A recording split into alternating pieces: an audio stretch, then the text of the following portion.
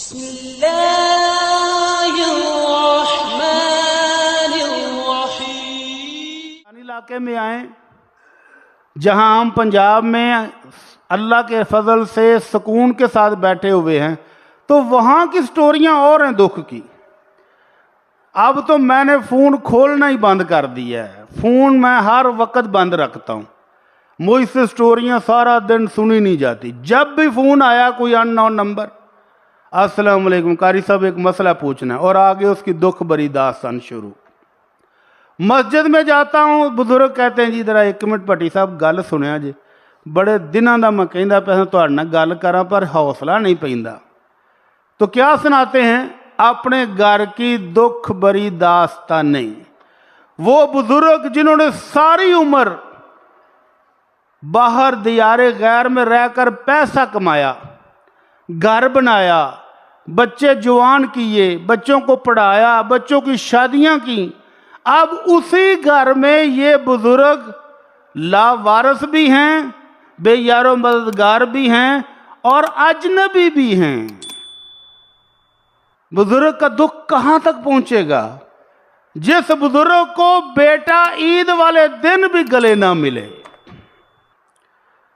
جس بچے کے لیے باپ نے ساری عمر باہر گزار دی کہ میرے بچوں کا مستقبل بن جائے، اور مستقبل بنایا بھی کہ ایک اچھے پوش علاقے میں کوٹھی بنا کے دے دی بچوں کو، کاروبار کے لیے پیسے دے دیے، شادیاں کر دیں، اور اب وہی بچے باپ کے پاس 2 منٹ بیٹھنے کے لیے روادار نہیں۔ وہی بیوی جو پچھلے 30-40 سال سے خامند کی کمائی کھاتی رہی، اڑاتی رہی، اب جب وہ واپس آیا ہے تو کہتی یہ کیوں آ گیا؟ 2-4 سال ہو رہا تھے موت آ ہی جاندی، گھر آیا ہے تو کیوں آیا ہے؟ کیا لینے آیا ہے؟ اور ایک بزرگ نے تو یہ تک کہہ دیا کہ باپ نے کسی بات پر جوان بیٹے کو ہلکا سا ڈانٹا، جس باپ نے ساری زندگی باہر ترستے ہوئے گزاری کہ میں کب جاؤں گا اپنی فیملی میں، کب جاؤں گا بیوی بچوں کے پاس، کما کما کے جوڑ جوڑ کے اتنا جوڑا کہ وافر جوڑ لی ہے، اب اسی گھر میں بچے کو ہلکا سا ڈانٹا، اور بچہ ماں کی طرف منہ کر کے باپ کو گندی گالی دے کے کہتا ہے اس نے کب مغرو لینا ہے۔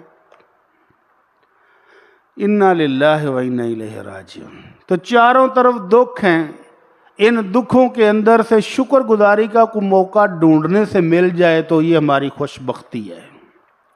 بہترین لش پش گھر، کروڑوں کی گاڑیاں، کروڑوں اربوں کا بینک بیلنس، کروڑوں کی فیکٹریاں آپ کو وہ سکون نہیں دے سکتی جو اللہ کے شکر کرنے سے آپ کو سکون مل سکتا ہے۔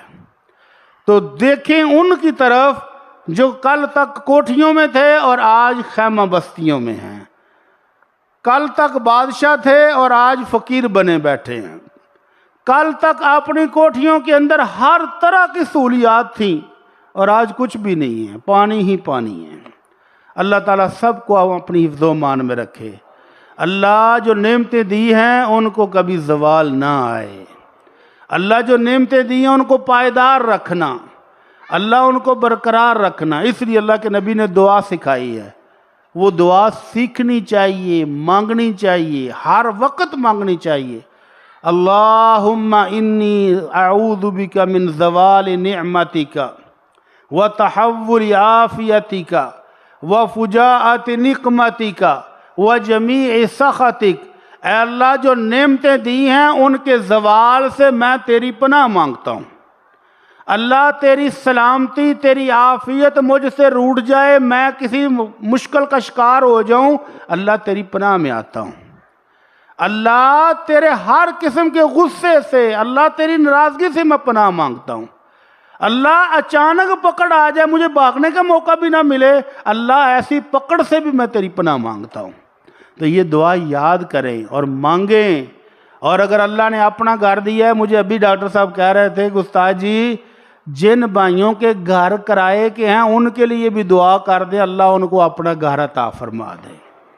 گھر بھی بہت بڑی نعمت ہے، اور وہ گھر اگر پختہ ہو، اللہ کی نعمتوں سے بھرا ہوا ہو، تو نعمت پر نعمت ہے۔ حضرت عمر بن عاص رضی اللہ تعالیٰ عنہ کے پاس ایک بندہ آیا، کہنے لگا جی میں بھی آپ کا مسلمان بھائی ہوں، غربت ہے، فقر و فاقہ ہے، تو کچھ مدد کر دیں۔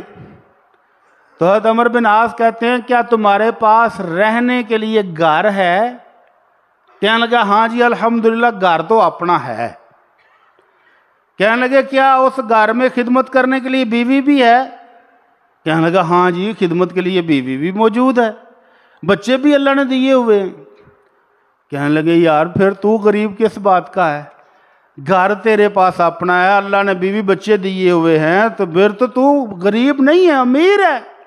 اس کو تھوڑا حوصلہ ہوا تو کہنے لگا جی اگر گھر کے باہر کے کام کاج کرنے کے لیے ایک اللہ نے خادم بھی دیا ہو تو کہنے لگے انت من الملوک، پھر تو بادشاہ ہے، تیری اپنی سلطنت ہے، اپنی حکومت ہے، اندر باہر کے معاملات کے لیے خادم اللہ نے دیے ہوئے ہیں، کھانے کے لیے رزق کی کمی ہے وہ بھی پوری ہو جائے گی، تو بادشاہ ہے۔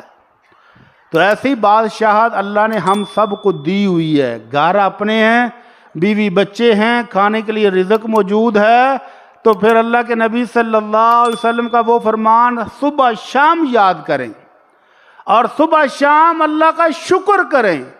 آپ نے فرمایا تھا من اصبح منکم معافا فی جسدہ، اللہ کے فضل سے جو بندہ صحت اور سلامتی کی حالت میں آمنن فی سربہ، صبح کے ٹائم اٹھے تو اپنے گھر میں امن سے سکون سے کوئی خوف نہ ہو۔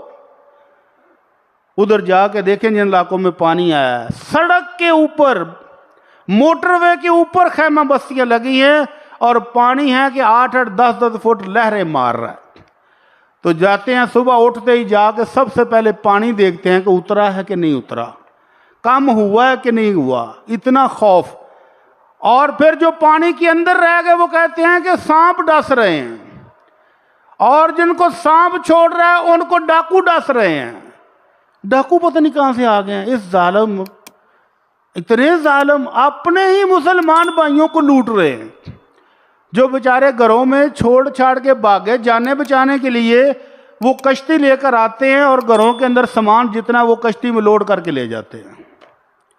انا للہ و انا الیہ راجعون۔ تو ایسے خوف سے بندہ با امن ہو، کوئی غم نہیں، کوئی دکھ نہیں، کوئی بیماری نہ ہو، وَعِندَهُ قُوتُ يَوْمِهِ، اور اگر کھانے کے لیے ایک دن کی خوراک بھی ہو تو اللہ کے نبی فرماتے ہیں فَكَأَنَّمَا حِيزَتْ لَهُ الدُّنْيَا بِحَذَافِيرِهَا، اس بندے کو تو دنیا کی ہر نعمت اللہ نے جمع کر کے دے دی ہے۔ تو اللہ کے فضل سے ہمارے گھر میں کھانا بھی موجود ہے، رہائش کے لیے بہترین رہائش بھی موجود ہے، اللہ نے بیوی بچے بھی دیے ہوئے ہیں، تو اللہ کا شکر کرتے نہ تھکیں، اللہ کا شکر ادا کریں۔ لیکن اللہ کا فرمان کیا ہے وَلَٰكِنَّ أَكْثَرَهُمْ لَا يَشْكُرُونَ، اکثریت شکر گزاروں کے نہیں، شکوے شکوے شکوے شکوے۔